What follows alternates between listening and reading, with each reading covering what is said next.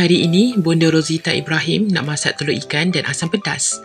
Bonda Rosita kata, kalau datang rumah hutan, ada banyak periuk tanah dan banyak yang beli bekas nasi. Hari ni Bonda nak masak telur ikan beli kat sahabat berenam hari tu. Banyak sangat ni telur ikan, banyak macam ni. Sikit je sebab saya makan cuma seorang. Ni asam pedas lah kot. Ni Yan yang paling suka ni.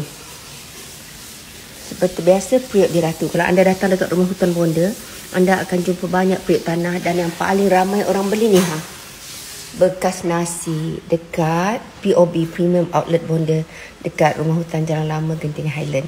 Ada kuali daripada tanah liat.